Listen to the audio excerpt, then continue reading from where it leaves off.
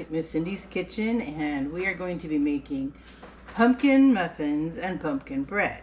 Because when you make a double batch of pumpkin bread, it makes enough for 3 loaves or 3 dozen muffins, or any combination of the two. So basically, a loaf is roughly equivalent to 12 muffins in volume. Okay. So what we're going to do first is 1 cup of oil. I tend to favor canola oil. I even got the big jug this time from Costco because it makes more sense financially. So I'm going to put that in the mixing bowl. And then 1.5 cups of brown sugar. Nice. And again, this is for a double batch. The original recipe is for 1 loaf, which was almost too much volume for a single loaf pan. So when I made it subsequently, I decided to divvy it up a little bit differently. So I doubled all the ingredients and then split it between 3 pans. So these are the measurements for a yield of 3 loaves or 3 dozen muffins. Huh. Okay. And then 1 cup of regular granulated sugar. And we're going to let that get all incorporated. You want to watch the mixing bowl turn.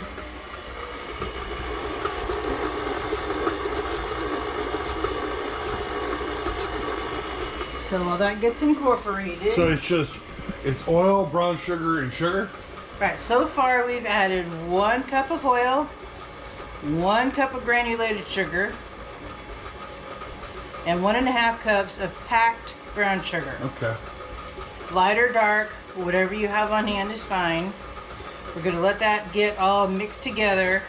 And in the meantime, we're going to get our muffin pan ready.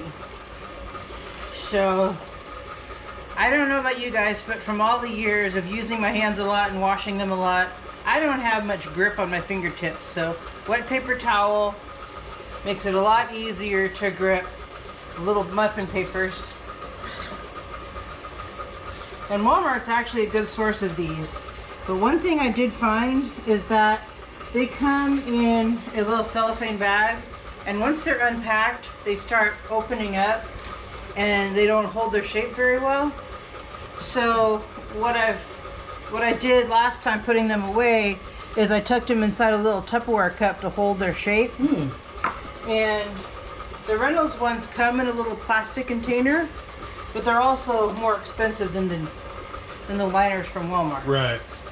But I happened to be at Smart and Final the other night getting my packaging, and I grabbed some extra muffin liners because I've been making a lot of muffins lately. And I bake muffins for church, so I always try to grab extra muffin liners when I'm at Walmart, because we go through a lot. Because we double and triple and quadruple regular recipes.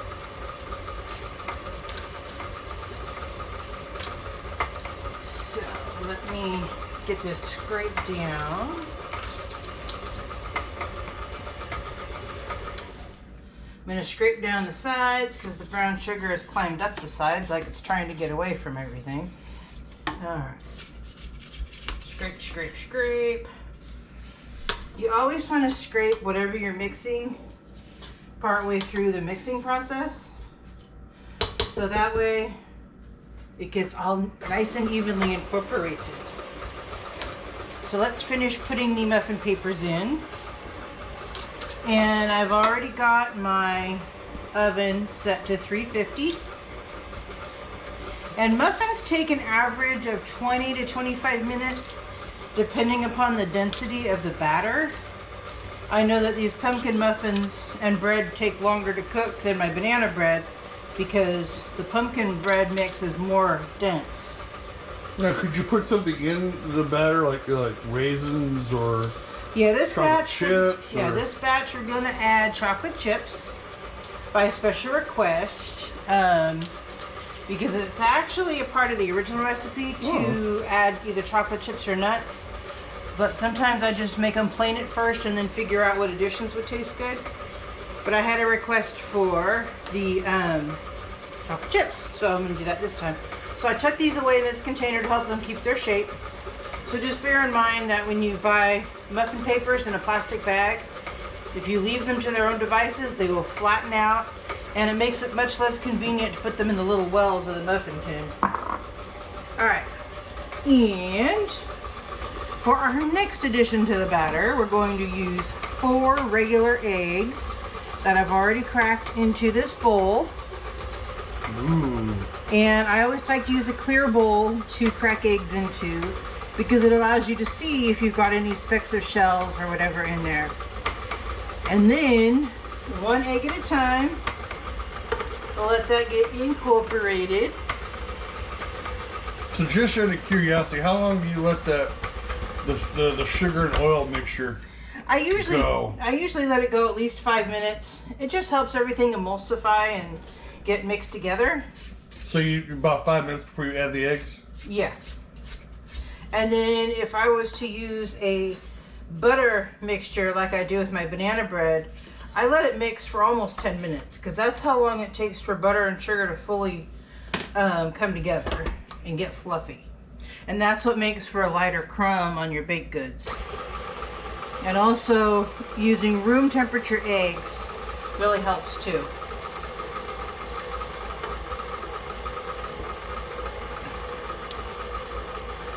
Alright, so this is coming together nicely, so I'm going to keep adding the eggs.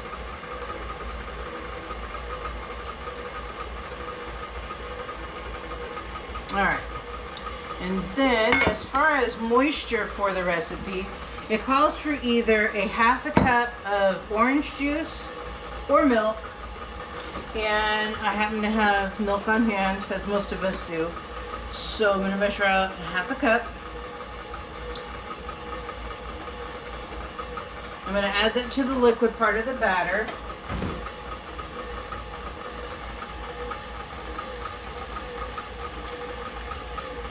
And I always reuse whatever measuring devices I'm using because if it's during the same course of the same recipe, save your dishes.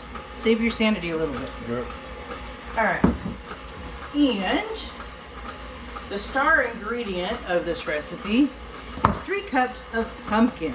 3 cups of pumpkin. Yes, so it's pretty much, that's why it's a very dense batter, is because essentially each tray of muffins or loaf of bread has a cup of pumpkin in it. Okay.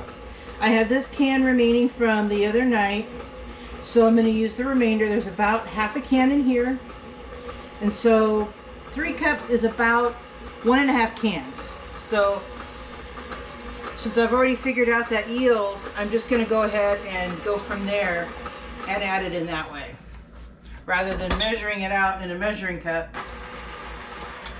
So I think I'll leave that off while I put this in.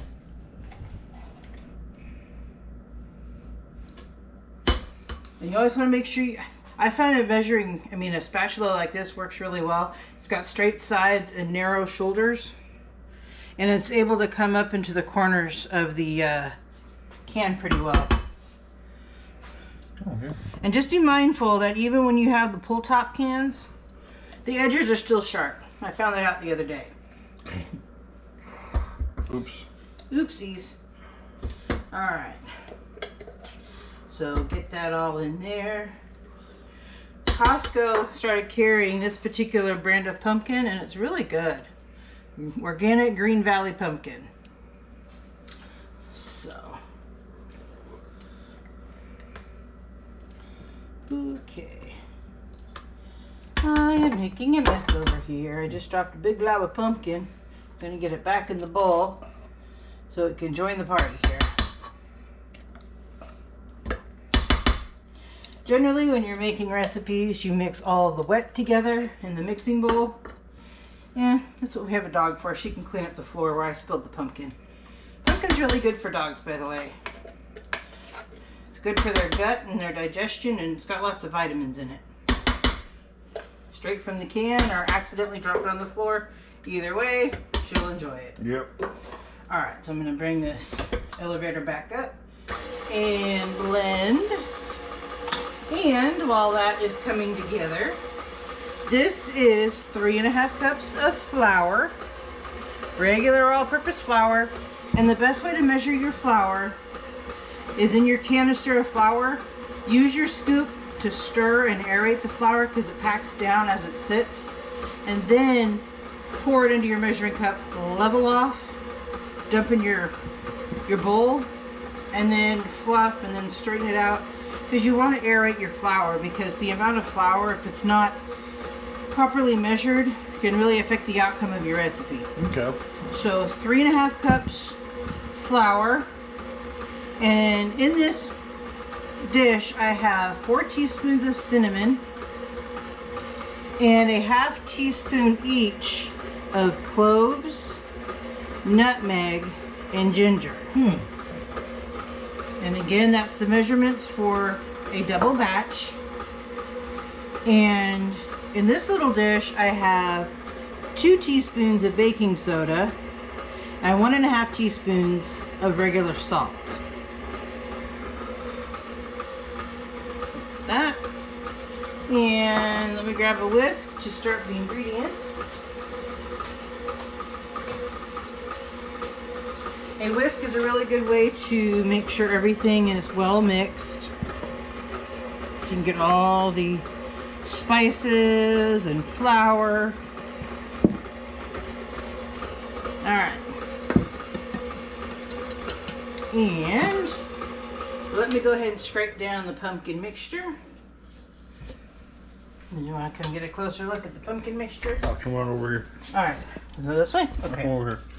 So just scrape the sides and the bottom, making sure you don't have a pile of unmixed ingredients at the bottom. It almost looks like that pumpkin soup we had that one time.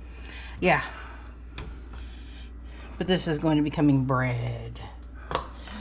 So I'm going to turn the mixer back on. And I'm going to slowly add in the flour mixture. Just a little bit at a time.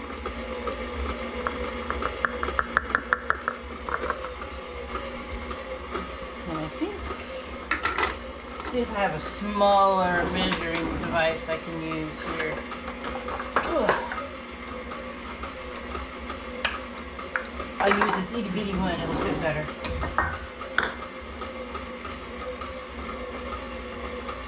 Just a little bit at a time, let it become incorporated, which means the flour is getting emulsified into the wet mixture.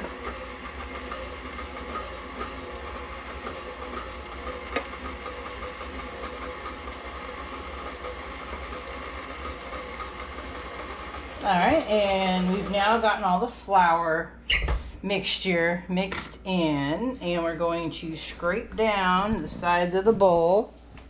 I'll come back over here. Makes it easier. Yeah. Just make sure you get all the flour mixed in. No, I see what you're talking about, because now it's kind of gotten thicker. Yeah, it's gotten thicker. Alright, so why don't you back up for a second? Yep. Alright. One of my mitts has fuzz in my oven mitts, and that's driving me crazy. But I'm like, I couldn't figure out where it was coming from.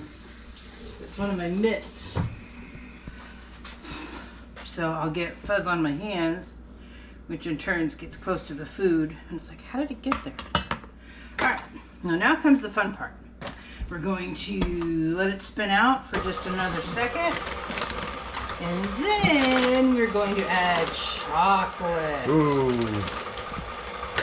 I have to change the hiding spot of the chocolate chips every time I put them away. Yeah, because we eat it. Because I have family members with no self-control. No, we don't. No shame, no self-control. Chocolate chips. Alright. That's why we buy an extra bag of Halloween candy. One for the kids and one for us. Yeah. So I think I'm going to put in 2 cups. 2 shallow cups here. Alright.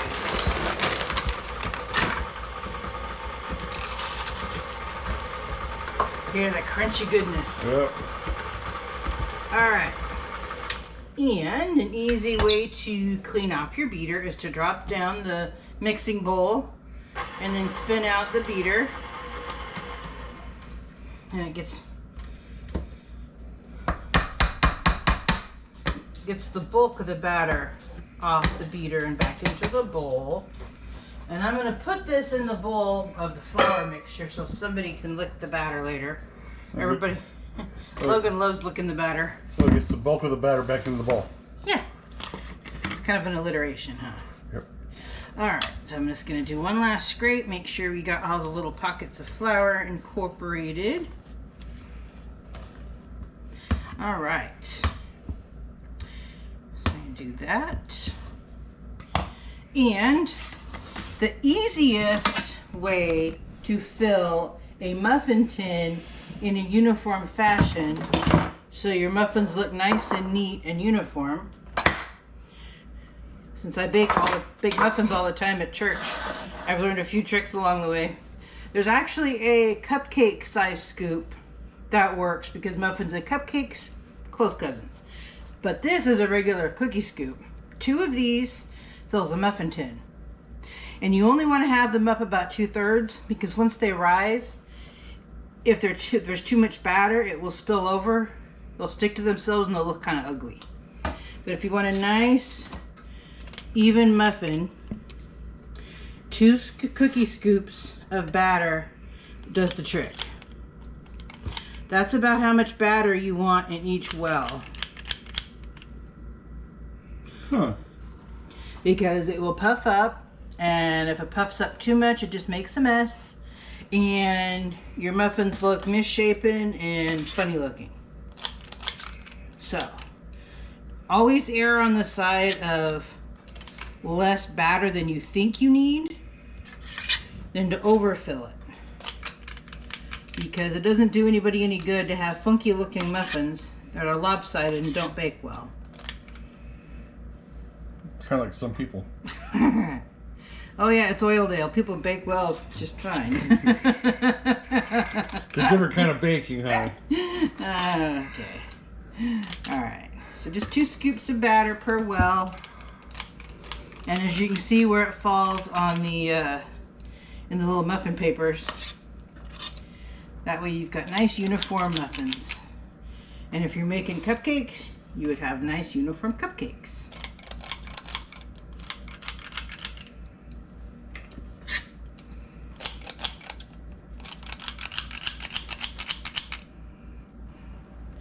All right. Now, what were you saying about the reason why you like to use a cookie scoop? It makes an easy way to portion out the dough and to put it in the muffin liners neatly and cleanly without overflowing the edges. Because if you spill batter, it scorches on the muffin tin and just makes the oven smell funky.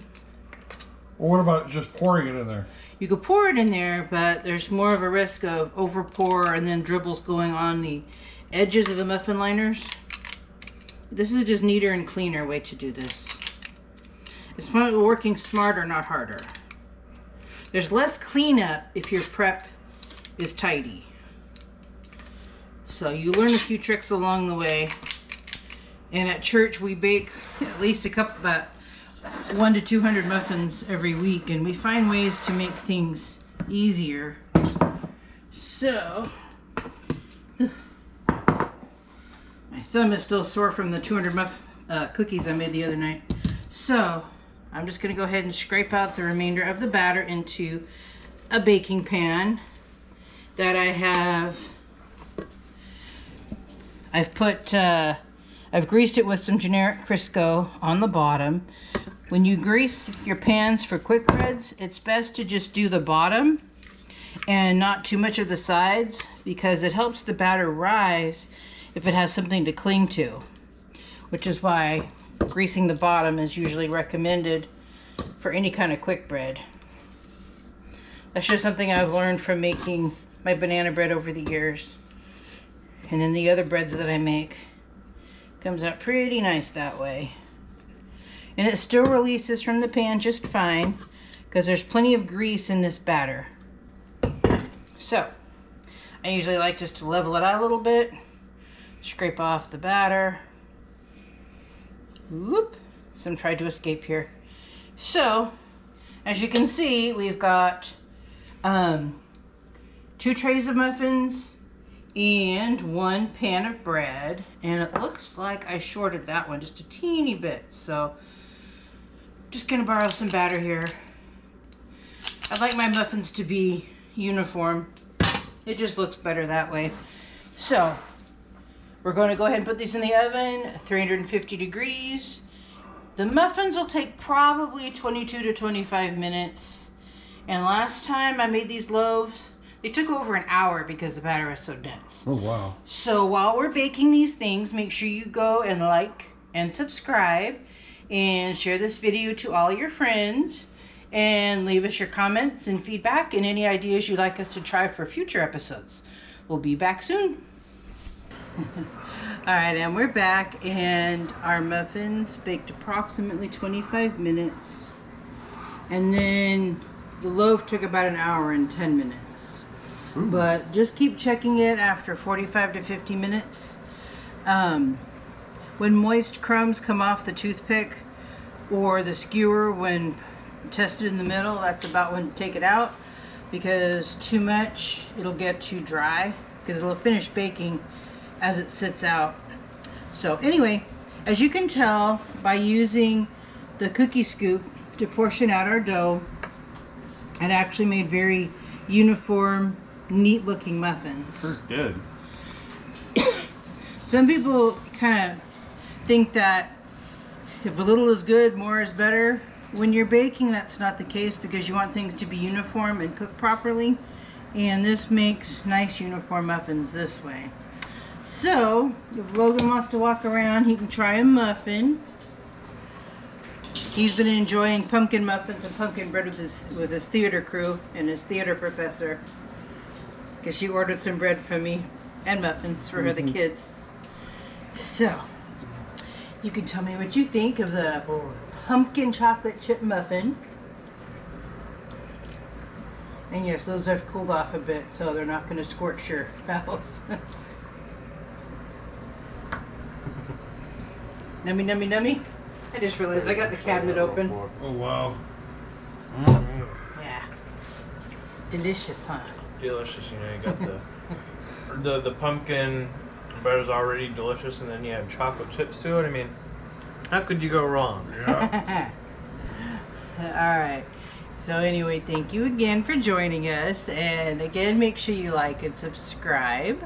And share this video to your friends. And give us your feedback and suggestions.